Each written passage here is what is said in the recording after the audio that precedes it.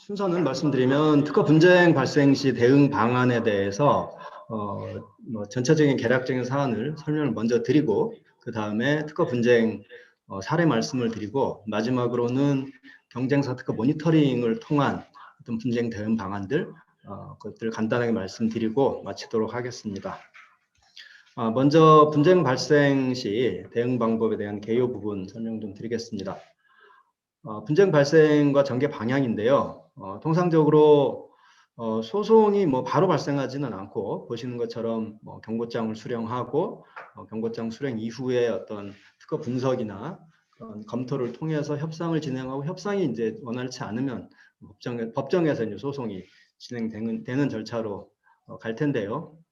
여기서 이제 경고장 받은 다음에 어떤 분석하는 부분이 상당히 중요한 부분이 되겠죠. 그래서 분석 결과에 따라서 그걸 과연 협상으로 들어갈 것인지 아니면 어떤 방식으로 대응을 할 것인지에 대한 전략들이 나올 수 있게 되겠습니다. 다음 장에 보시면 분석 단계에서의 어떤 프로세스나 검토 사항이라고 할까요? 분쟁이 발생하면 양 당사자가 있습니다. 침해자가 있을 수 있고 한편에는 권리자가 있죠. 그래서 양 당사자 측면에서 대응하는 방식들이 있을 텐데요. 먼저 침해자 측면에서의 대응 방법을 간단하게 살펴보면 먼저 이제 경고장이 수령되면 해당 내용에 대한 검토 및 분석이 진행되겠죠. 그래서 항목들을 좀 보면 특허의 등록 여부, 존속기간 확인이 필요하겠고요. 저희가 이제 케이스들을 진행하다 보면 반드시 이제 특허가 등록된 것만 가지고 분쟁이 일어나진 않습니다. 어떤 경우에는 특허가 아직 이제 출원되어서 등록 이전, 아직 공개만 돼 있는 경우 또는 어느 정도 심사가 진행 중이고 아직 등록 이전인 경우에도 그런 걸 가지고 특허가 분쟁이 발생하기도 하고요. 또 아니면 몇 건의 특허를 가지고 공동으로 권리 행사를 할 경우에는 일부는 등록돼 있는 게 있고 일부는 아직 심사 중인 경우도 있을 수 있죠. 그래서 이게 이제 등록 여부에 따라서 대응하는 방식도 조금씩 달라질 수 있습니다. 등록된 이후라면 통상적으로 이제 무효 소송 같은 걸 진행하겠지만 등록 전이라면 정보 제공이라든지 특허 취소 이제 등록되는 6개월 이내이면 특허 취소 신청 이런 것들이 가능하기 때문에 일단 등록 여부에 대한 좀 기본적인 서지상 확인이 필요하겠고요. 그 다음에는 존속기간 확인입니다. 존속기간 확인은 중요한 부분이죠. 실제 저희가 이제 케이스를 진행하다 보면 존속기간이 얼마 남지 않은 특허들을 가지고 소송을 하는 경우도 왕왕 있습니다. 또 아니면 이제 특허 한 건이 아니라 여러 건의 특허를 가지고 권리 행사를 하는 경우도 있거든요. 그런데 여러 건의 특허 중에서 가장 핵심이 되는 특허가 존속기간이 얼마 남아있지 않고 나머지 그렇게 중요하지 않은 특허들은 존속기간이 많이 남아있고 이런 경우도 있을 수 있고요. 그래서 어쨌건 존속기간 확인이 좀 필요하고 다음으로는 이제 패밀리 특허 존재 기본적으로 체크해야 될 상황이죠. 예를 들면 시장이 한국에만 있는 게 아니고 미국, 일본, 중국, 해외까지 시장이 있다고 하면 과연 이 특허가 한국에만 있는지 해외에까지 지금 등록을 받은 특허인지 확인해야 되고요.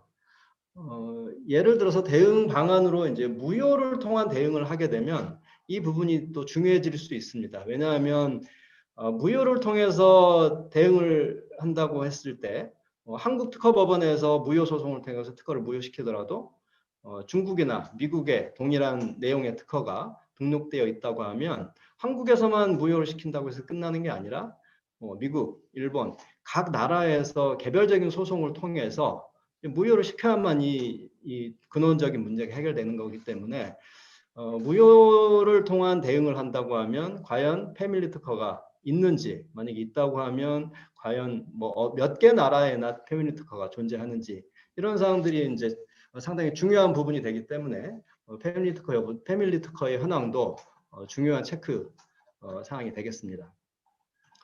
이런 방식으로 이제 특허의 등록 여부, 존속 기간, 패밀리 특허에 대한 확인이 되면 그 다음에 이제 실제로 구체적인 내용에 대한 분석이 들어가게 되는 거죠. 침해 분석이 되고 나서 크게 대응 방안을 보면 뭐 크게 보면 두 가지죠. 뭐 무효를 통한 원천적인 문제를 제거하는 방식, 아니면 무효가 어렵다고 하면 회피 설계를 통해서 뭐 특허를 회피하는 수밖에 없는 건데요. 다음 이제 무효나 회피로도 대응이 어려운 경우도 있을 수 있죠. 그렇게 되면 뒤에 보시는 것처럼 결국은 이제 특허를 사용할 수밖에 없는 상황이 되는 거니까 라이센싱 계약을 통해서 로열티 협상을 한다든지, 아니면은 상대방이 특허만 가지고 있는 업체가 아니라 주요 제품을 같이 생산하고 있는 경쟁 업체라고 하면 해당 업체, 내가 만약에 상대방의 특허를 침해하고 있다고 하더라도 내 쪽에서도 내가 가지고 있는 특허 내지는 외부에서 대학이나 연구기관에서 가지고 있는 특허들을 가지고 상대방을 공격할 수 있는 역공격 특허 공격 방식도 하나의 대응 방법이 될 수 있습니다. 마지막으로 선사용권 주장 가능성인데요. 선사용권이라는 거는 이런 겁니다. 아시는 분은 아시겠지만 해당 특허가 출원되었을 당시에 내가 관련 기술을 개발하고 있었다거나 아니면 개발을 준비하고 있었다고 하면 그런 내용들을 어떤 서면으로 입증을 통해서 선사용권이라는 통상 실시권을 받을 수가 있습니다. 그래서 통상 경쟁업체끼리의 특허 분쟁이 발생하게 되면 이 선사용권 이슈가 상당히 민감한 상황이 됩니다. 보통은 경쟁업체들이 유사한 기술들을 동시에 개발하는 경우들이 상당히 많거든요. 그렇게 되면 경쟁사에서 특허 어떤 소송을 제기했을 때 우리 기업 역시 거기에 대한 기술을 개발하고 있었다거나 준비하고 있었을 가능성이 충분히 존재할 수 있기 때문에 그런 어떤 증거를 통해서 선사용권을 통한 통상실시권을 확보하게 되면 특허 침해 이슈에서 좀 자유로울 수 있게 되는 사안이 되겠습니다. 예, 침해자 입장에서 이런 방식으로 이제 대응이 가능할 것이고요. 권리자 측면에서 보면 그 반대로 생각하면 될 수 있죠. 먼저 권리 행사를 할 때 상대방이 체크돼야 될 사항들이 아까 말씀드린 것처럼 여러 가지 사항이 있는데요. 그런 것들을 먼저 사실 체크하고 권리 행사를 하는 게 맞는 거죠. 그리고 이제 보통 특허 분쟁이 발생하게 되면 상대방은 대부분은 사실은 무효를 통한 대응을 하는 게 통상적인 케이스이기 때문에 침해자 측, 권리자 측에서도 권리 행사를 하기 전에 과연 상대방에서 무효 소송이 들어왔을 때 내 권리가 유효하게 무효가 되지 않고 살아남을 수 있을지 거기에 대한 사실 검토가 먼저 이루어지고 무효 검토를 통해서 무효 소송이 들어와도 내 특허가 무효가 될 가능성이 높지 않다라는 게 확인된 상태에서 권리 행사를 하는 게 맞는 것일 거고요. 아까 이제 앞에 말씀드린 것처럼 경쟁업체 그 상대방이 같은 업계에 있는 경쟁업체라고 하면 선사용권 주장을 할 수 있는 여지가 있기 때문에 그런 부분도 권리자 입장에서는 먼저 확인해서 주장을 하는 게 맞겠습니다.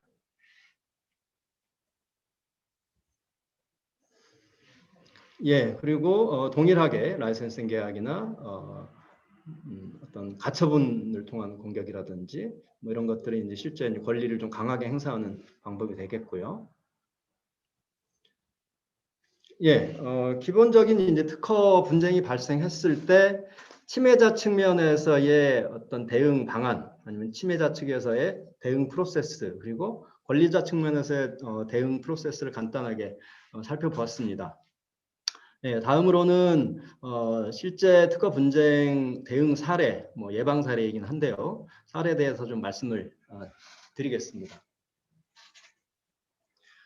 참고로 이제 이번 발표드릴 사례는 지식재산보호원에서 매년 국내 기업들의 국제 지재권 분쟁 예방을 위한 분쟁 대응 컨설팅 내지는 분쟁 예방 대응 컨설팅 사업을 매년 지식재산보호원에서 진행하고 있고 이 사례 역시 2018년에 실제 이제 지식재산보호원의 국제 지재권 예방 분쟁 컨설팅 사업을 통해서 진행했던 내용을 정리해서 말씀드린다는 점을 말씀드립니다.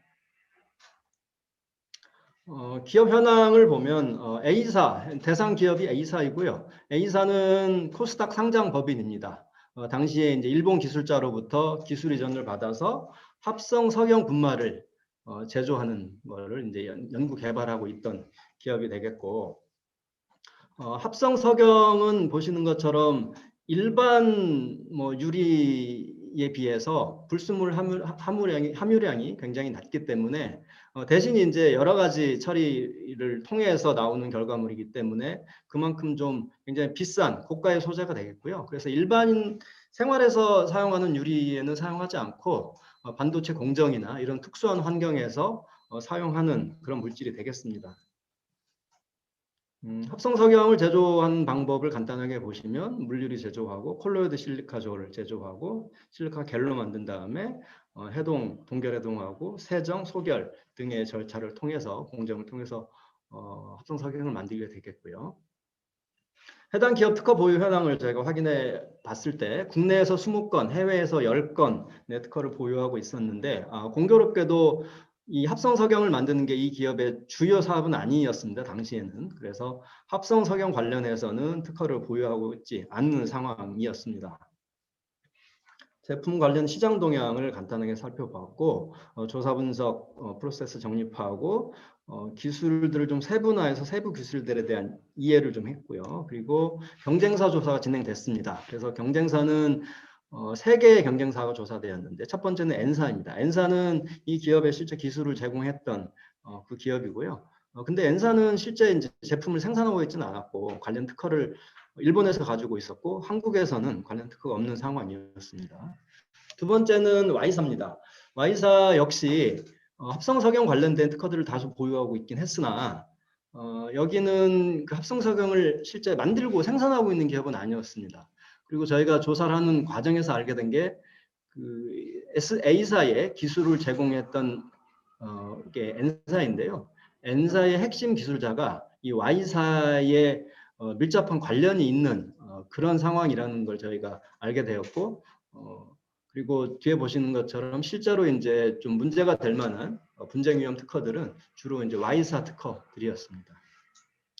다음은 M사인데 M사는 이제 합성 석영을 이제 만들어서 시장에서 왕성하게 판매하고 있는 회사였고 특허 역시 다수 이제 확보하고 있는 상황이었습니다. 근데 전체적으로 경쟁사를 봤을 때 분쟁 이슈나 이런 상황들이 이렇게 민감하거나 분쟁 상황들이 많은 그런 상황은 아니었습니다.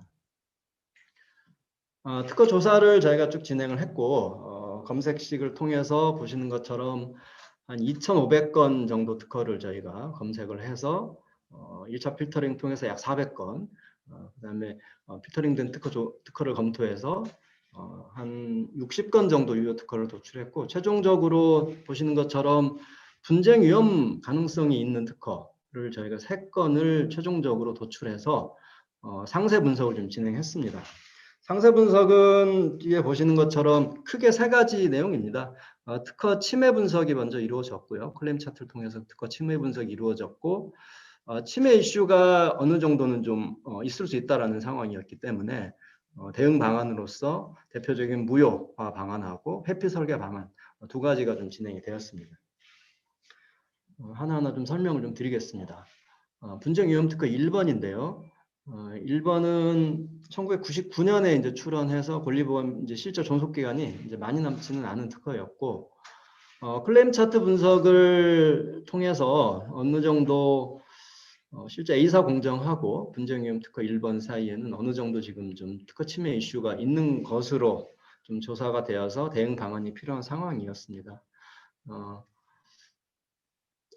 그리고 앞에 이제 강사분께서 말씀하신 것처럼 실제 금반원 원칙 이런 부분들이 분쟁 상황에서는 중요한 사안이기 때문에 분쟁 위험 특허들에 대해서는 저희가 심사 이력 조회를 통해서 파일 레퍼들 다 조사를 좀 진행했습니다. 심사 이력 조사를 저희가 해본 결과 이 특허는 일본 특허인데 이제 2번의 특허청으로부터의 의견 제출 통지가 나왔고 2번의 이제 보정을 통해서 등록이 된 그런 사안이었습니다. 이제 거절류 통지 내용하고 출원인의 보정 내용, 의견 내용이고 뭐 2번째 그리고 최종적으로 이제 검토를 해본 결과 결국은 이제 최초의 출원되었던 청구항에 비해서 상당 부분 권리 범위가 이제 보정이 되었고, 보정 과정에서 최초 청구항에 없었던 과산화 수소를 함유하는 뭐 이런 내용들이 이제 추가로 한정이 되어서 등록이 된 상황으로 확인이 되었습니다. 두 번째는 분쟁의무 특허 2번인데요. 이 건은 이제 2000년에 출원이 된 특허입니다. 미국 특허이고 클레임 차트 분석을 통해서 이게 합성석영 제조 방법 중에서 기본적으로 이제 동결, 해동, 그리고 수분 제거하고 뭐 이런 과정이 기본적인 공정인데요. 뭐 이런 기본적인 공정들에 대해서 상당히 이제 넓게 좀 권리가 확보되어 있는 그런 특허였습니다. 맨 밑에 이제 있는 공정은 이제 과산화수소를 사용해서 산화규소에 이제 사용하는 부분인데요. 이 부분은 뒤에 보시는 것처럼 미국 특허에서는 권리가 이제 심사 과정에서 한정이 되어서 최종적으로 이 구성 요소 4개로 최종적으로 이제 확정이 되어서 등록이 된 상황이고, 패밀리 특허 분석을 통해서 보니까 한국 같은 경우는 4번째 구성마저도 한정되지 않고 상당히 광범위하게 이제 특허가 등록되어 있는 상황이었습니다. 그래서 이제 분쟁위험 특허 2번부터 저희가 심사 이력 검토를 해봤고요. 이제 미국 특허청에서 최초에는 한정 선택 요구가 나왔고, 그 다음에 1차, 2차, 3차에 걸친 의견이 나와서 최종적으로 2006년에 이제 특허가 등록된 상황이었습니다. 그래서 실제 진행됐던 내용들을 좀 정리를 하였고요. 이 특허는 패밀리 특허가 이제 한국, 일본, 유럽 이렇게 패밀리 특허가 존재했는데, 유럽 같은 경우는 조사해본 결과 심사 과정에서 이제 취하간주대, 의견서를 제출하지 않아서 취하간주되어서 등록이 되지 않은 상황이었고요. 그다음에 일본의 패밀리 특허가 2건이 있었습니다. 그런데 일본도 저희가 심사 이력을 확인해 보니까 2건 모두 심사 과정에서 모두 이제 거절 결정이 되어서 최종적으로는 등록받지 못하고 사안이 종료된 상황이었습니다. 근데 공교롭게 이제 한국 같은 경우에는 보시면 의견 제출 통지가 한번 나왔고 의견서 보정서가 제출이 됐는데요. 어쨌건 최종적으로 등록이 된 상황이었습니다. 그리고 내용도 보시면 상당히 이제 권리 범위가 넓은 상태로 등록이 되었고요. 그래서 이제 분쟁위험 특허 2번에 이어서 분쟁위험 특허 3번 설명을 좀 잠깐 드리면 2013년에 출원되었고, 분쟁위험 특허 3번은 클램 차트를 보시면 이제 pH 조절을 하는 부분입니다. pH를 처음에 9에서 11까지 범위에서 처리를 하고 다음에 2에서 3으로 해서 pH를 조절하는 부분인데, pH를 조절하는 이유는 이 실리카 수용액의 점도가 되게 중요한 이슈 중에 하나입니다. 근데 이 실리카 수용액의 점도를 조절하기 위해서 이런 pH를 조절하는 방식을 사용하는 것이고요. 이 건 역시 이제 저희가 심사 이력 조사를 통해서 포대 내용을 쭉 검토를 했고, 최종적으로는 이제 2017년에 등록이 된 사안입니다.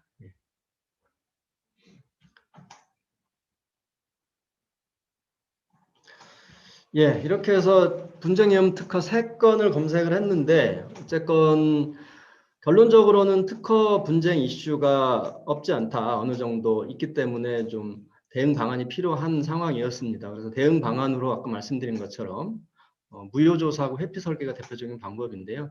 둘 다 저희가 검토를 할 수도 있고, 만약에 무효조사를 통해서 무효가 가능하다고 하면 회피 설계까지 가지 않아도 되는 사안이긴 하지만, 이 건 같은 경우는 회피 설계도 실제로 좀 가능한 상황이어서 저희가 무효조사 진행하고 회피 설계까지 진행을 하였습니다. 간단하게 내용을 설명드리면 분쟁위험 특허 1번에 대해서도 저희가 선행기술 서치를 통해서 구성 요소들별로 대비 분석을 통해서 무효가 가능한 것으로 저희가 좀 검토를 마쳤고, 분쟁위험 특허 2번 역시 무효조사 통해서 선행기술 저희가 2건을 도출해서 이제 위험 특허 2번 같은 경우는 실리카계를 동결하고 해동하고 그다음에 수분을 제거하는 방식인데요. 뭐 이런 것들은 기본적인 프로세스는 좀 공개가 돼 있었고, 산업기술 2에서는 과산화수소를 첨가하는 부분도 있었기 때문에 결론적으로는 좀 무효가 가능하지 않겠냐라고 이제 결론이 검토가 되었습니다.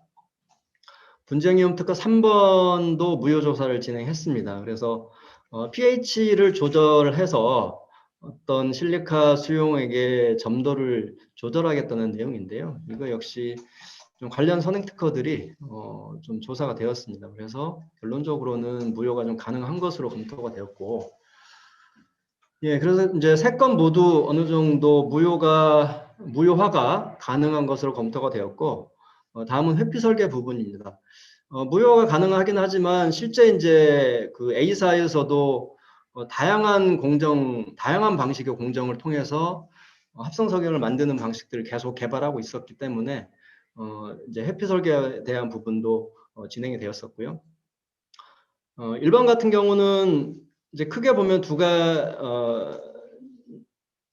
저희가 이제 크게 보면 두 가지에 대한 회피 설계 방안을 좀 도출했습니다. 첫 번째는 아까 말씀드린 것처럼 이 실리카 수용액의 점도를 조절하는 부분이 굉장히 중요한 부분입니다. 근데 점도를 조절하기 위해서 세 가지 방식이 가능합니다. 첫 번째는 온도를 조절해서 이 점도를 조절하는 방식이 있고요. 두 번째는 pH를 조절해서 점도를 조절하는 방식이 있습니다. 그리고 세 번째는 산화규소의 농도를 조절하는 방식이 있는데요. 지금 분쟁이염 특허들에 있는 내용들은 모두 보면 어떤 pH를 조절하는 방식을 통해서 실리카 수용액의 점도를 사실은 조절하게 되는 방식들입니다. 그래서 근데 이제 그 pH 조절 말고도 온도 조절이나 그 산화규소의 농도를 조절해서도 얼마든지 실리카 수용액의 농도를 조절할 수가 있거든요. 그래서 그리고 이제 그 pH 조절보다는 온도 조절이나 산화규소 농도를 조절해서 실리카 수용액의 어떤 점도를 점도를 제어하면 실제 좀 여러 가지 장점들도 있습니다. 그래서 최종적으로는 이제 pH를 조절하지 않고 실리카 수용액의 점도를 조절하는 방식으로 회피 설계를 진행을 했었습니다. 그래서 좀 내용들을 보시면 실제 분쟁 위험 특허 1에 대한 회피 방안을 마련하였고 회피 방안이 또 다른 특허를 침해할 소지가 있을 수도 있는지를 검토해봐야 되기 때문에 회피 방안에 대한 또 다른 특허의 침해 가능성 검토 진행을 하였고 두 번째 특허 역시 회피 설계 방안을 도출해내고 회피 설계안이 또 다른 특허에 대한 침해 가능성 여부 검토 진행했습니다. 두 번째 특허 같은 경우는 앞서 보신 것처럼 한국 같은 경우에 굉장히 이제 넓게 등록된 상태였습니다. 그 동결 해동하는 방식을 써서 수분을 제거하는 방식인데요.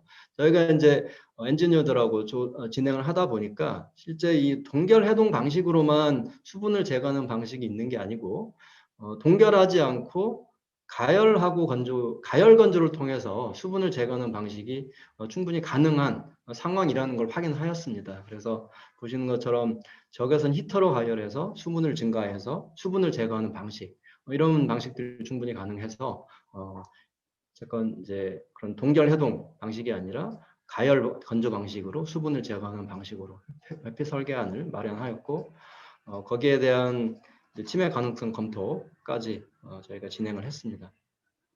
회피 설계 3번 같은 경우는 앞서 말씀드린 것처럼 폐하 조절을 통해서 실리카 수용액 점도 조절하는 부분인데요. 앞서 말씀드린 것처럼 온도 조절이나 저희 이제 산화규소의 농도를 통한 방식이 얼마든지 가능하기 때문에 그런 방안으로 회피 설계안을 마련했고요. 침해 가능성 검토까지 진행을 했습니다. 예, 그래서 이제 최종적으로는 저희가 회피 설계안을 폐하를 조절하지 않고서도 실리카 수용액의 점도를 조절하는 방식에 대한 회피 설계안 마련하였고 동결 해동이 아니라 가열 건조 방식으로 수분을 제거하는 방식에 대한 회피 설계안을 최종적으로 마련했고요. 두 회피 설계안에 대해서는 저희가 한국과 일본에 총 4건의 특허 출원을 진행해서 현재 3건이 등록을 받은 상태이고 1건이 이제 심사가 진행 중인 그런 상황입니다. 네, 마지막으로 제가 이제 경쟁사 특허 모니터링에 대한 말씀 잠깐 드리고 정리를 하겠습니다. 경쟁사 특허 모니터링은 어찌 보면 좀 간과하기 쉽지만 상당히 중요한 부분이 되겠습니다. 경쟁사에서 가지고 있는 등록받은 특허들에 대한 분석도 중요하지만 경쟁사에서도 끊임없이 새로운 특허들을 내고 있을 것이고 그리고 경쟁사 특허 모니터링해서 경쟁사 특허들을 파악하면 과연 우리 경쟁 기업들이 어떤 기술들을 개발하고 있고 최근에는 어떤 방향으로 연구를 하고 있는지를 파악할 수 있는 좋은 방식이 되기도 하고 또 다른 측면에서는 경쟁사 특허 모니터링을 통해서 나중에 특허가 등록된 다음에 어떤 대응을 하기보다는 심사 과정에서부터 어떤 경쟁사 특허에 대한 대응을 통해서 분쟁 위험성을 상당 부분 초기부터 좀 이렇게 해결할 수 있는 초기부터 이게 위험을 해칭할 수 있는 좋은 방법이기 때문에 경쟁사 특허 모니터링이 좀 의미가 있다고 볼 수 있겠고요. 크게 보면 두 가지 좀 내용이 중요한 부분이 되겠습니다. 경쟁사 특허 모니터링을 통해서 경쟁사 특허가 지금 진행이 되고 있다고 하면 심사 중인 단계하고 등록된 이후로 나누어서 대응 방식을 좀 고민해 볼 수 있습니다. 현재 경쟁사 특허가 심사 중이라고 하면 제3자 정보 제공을 통해서 심사관이 지금 심사를 진행하는 과정에서 이 특허를 거절 결정할 수 있도록 뭐 혹여라도 이제 심사관이 관련 선행 어떤 문헌들을 이제 좀 중요한 선행문을 못 찾을 수도 있는 거기 때문에 적극적으로 관련 선행 특허 조사를 하고 그 조사 자료를 심사관에게 제공함으로써 심사관이 우리 경쟁사의 특허 허용 결정하지 않고 거절 결정할 수 있도록 적극적으로 유도하는 방식, 그걸 심사 단계에서는 활용하면 되겠고요. 등록된 이후에는 특허 취소 신청 또는 무효 심판을 통해서 해당 특허를 좀 무효화하는 방법이 가능한데 특허 취소 신청 부분이 상당히 이렇게 좀 유용한 제도라고 볼 수 있습니다. 특허 무효 심판을 제기하려면 아시는 것처럼 이해관계인이라는 걸 증명해야만 특허 무효 심판이 이제 받아들여지게 됩니다.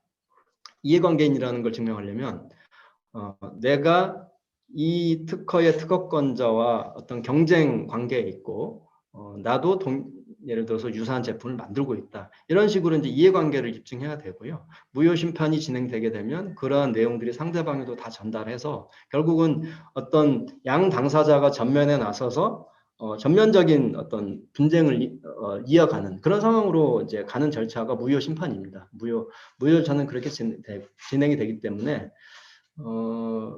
특허 취소 신청은 이제 약간 이제 좀 다른 부분이 있습니다. 신청 기간이 등록일로부터 6개월 이내로 딱 제한돼 있기 때문에 그 기간을 놓치면 결국은 무효 심판으로 가야 되는 것이고요. 근데 다만 등록일로부터 6개월 이내 특허 취소 신청을 하게 되면 취소 신청은 이해관계인이 신청하는 게 아니라 누구나 신청할 수 있습니다. 그래서 뭐 제3자를 통해서 신청을 할 수도 있고요. 그래서 결국은 이제 차이점은 뭐냐면 무효 심판을 제기하는 것과 취소 신청을 제기하는 것은 무효 심판은 내가 전면에 나서서 상대방하고 맞붙어 소송을 해야 되는 거지만 특허 취소 신청 같은 경우는 내가 전면에 나서지 않고 제3자를 통해서 상대방 경쟁업체의 특허를 무력화할 수 있는 방법이기 때문에 굉장히 유용한 제도라고 볼 수 있고요. 이 제도를 이용하려면 보시는 것처럼 등록일로부터 6개월 이내에 신청을 해야 되기 때문에 경쟁업체에 대한 특허 모니터링이 이루어지지 않으면 쉽게 좀 이 기간을 놓치기가 쉽습니다. 그래서 경쟁사 모니터링 통해서 특허 취소 신청을 진행하는 것도 유용한 방법이 되겠고요.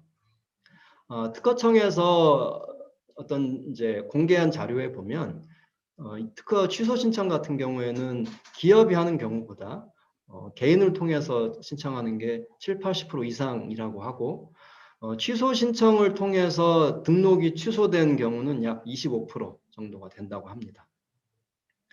예, 그래서 보시는 것처럼 어쨌건 경쟁사 특허 모니터링을 통해서 심사 단계에서는 제3자 정보 제공, 또 등록된 이후에는 무효 심판으로 넘어가기 전에 특허 취소 신청 이런 제도를 잘 활용하면 경쟁 기업과 발생할 수 있는 특허 분쟁을 미연에 좀 이렇게 위험을 줄여갈 수 있는 그런 좋은 방법이라고 볼 수 있겠습니다.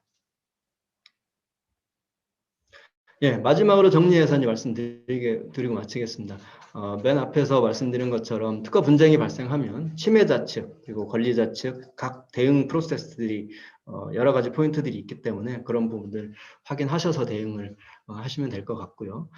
실제 이제 저희 분쟁 예방 사례에서는 침해 분석 그리고 무효조사 회피 설계 나아가서는 뭐 역공격 특허를 통한 방법들 설명을 드렸고 마지막으로 경쟁사 특허 모니터링을 통해서 정보 제공 그리고 등록일 이후에 6개월 이내에는 특허 취소 신청이라는 제도를 통해서 상대방 특허를 내가 전면에 나서지 않고 무효시킬 수 있는 제도 잘 활용하면 되겠다라는 말씀까지 해서 말씀을 드렸습니다. 예, 저는 뭐 이상으로 간단하게 설명을 마치도록 하겠습니다.